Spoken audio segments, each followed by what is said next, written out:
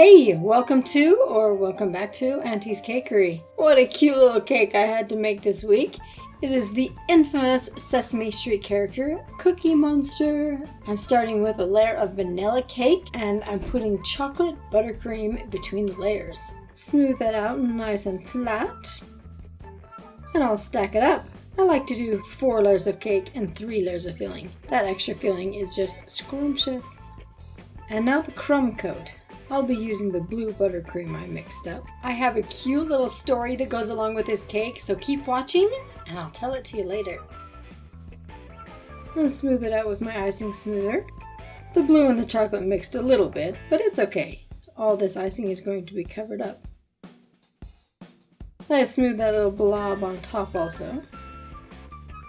The purpose of a crumb coat is to keep the crumbs stuck to the cake, so when I put the icing on, we don't have crumbs in it.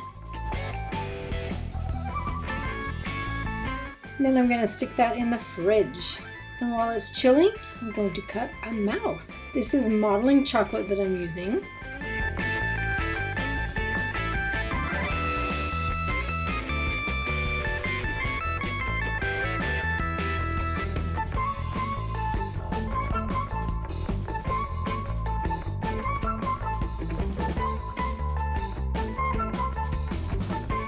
A little smile there.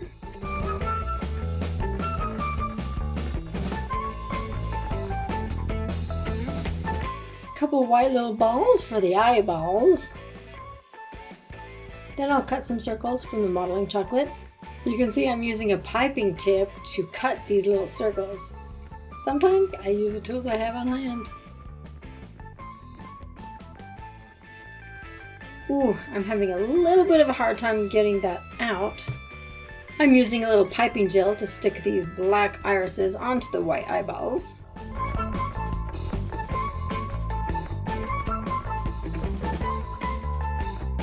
Stick those on the white eyeballs and then set them aside when it's time to stick them on the cake.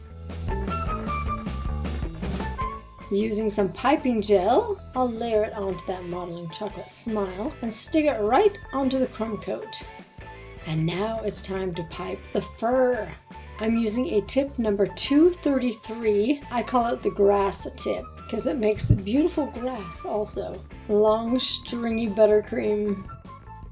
The customer who ordered this cake was the happiest customer I think I have ever worked with. He was ordering it for his girlfriend who had wanted a Cookie Monster cake for so long, and he wanted to be the one to give it to her. Isn't that so sweet? So even though this was a rush order, I was able to get it done. When I delivered it, he had such a big smile on his face, and later he texted and said that his girlfriend loved it too.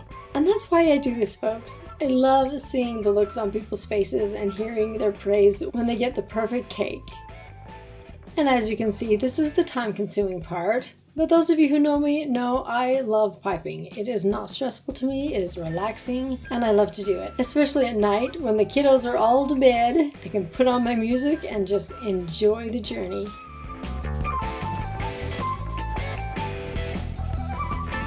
After I've got that entire cake covered, it's time to stick on some eyeballs. And position the pupils so it looks like the Cookie Monster eyes. Now it's time for the cookies! I wish I could say I sculpted these, but I didn't. I just bought them from the cookie section at Walmart. Cut a little slit in the mouth where I'll stick that cookie in. Using a little buttercream, I'll stick a few extra cookies down on the baseboard.